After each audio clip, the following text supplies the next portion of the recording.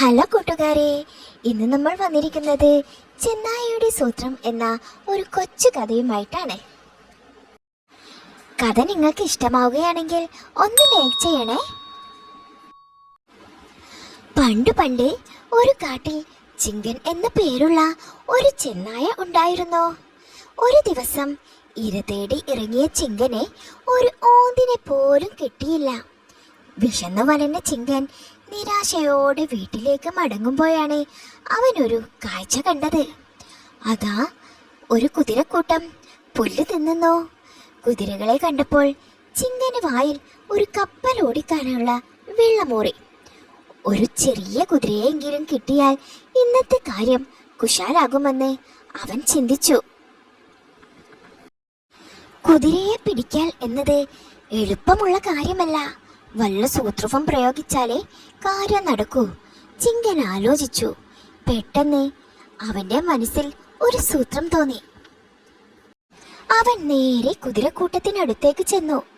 ചിങ്കൻ വരുന്നത് കണ്ട് കുതിരകൾ അത്ഭുതത്തോടെ അവനെ നോക്കി.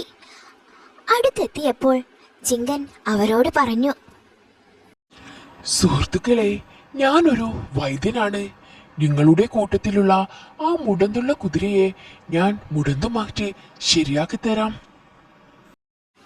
കാൽ കാണിക്കാൻ തിരിഞ്ഞു നിൽക്കുമ്പോൾ ചാടി വീണ് കുതിരക്കുട്ടിയെ ആക്രമിക്കാം എന്നായിരുന്നു ചിങ്കന്റെ സൂത്രം.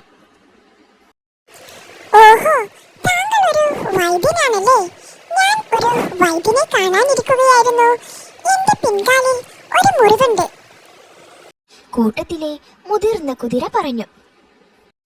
അതിനെന്താ, ഞാൻ ശരിയാക്കി തരാം. കൂട്ടത്തിൽ നിന്നും ഇങ്ങോട്ടൽപ്പം മാറി നിന്നോളൂ. വലിയ കുതിരയാണെങ്കിലും തനിക്കു അടിച്ചു വീഴ്ത്താമല്ലോ എന്ന് കരുതി ചിങ്കൻ പറഞ്ഞു. കുതിര മാറി നിന്ന് തന്റെ ഇടത്തെ പിൻകാൽ ഉയർത്തി. ചെന്നായ അതിന്റെ മുറിവ് നോക്കുന്നതായി അഭിനയിച്ചുകൊണ്ട് കുതിരയുടെ പിന്നിലെത്തി. കുതിര പെട്ടെന്നൊന്ന് ഉയർന്ന് ചാടി തന്റെ കാലുകൊണ്ട് ഊക്കനൊരു തൊഴി കൊടുത്തു. 3-4 തവണ മലക്കം മറിഞ്ഞ് ചിങ്കൻ ദൂരേക്ക് തെറിച്ചു വീണു. പിന്നീടൊരിക്കലും കുതിരയെ തിന്നണമെന്ന് ചിങ്കൻ സ്വപ്നത്തിൽ പോലും ചിന്തിച്ചിട്ടില്ല.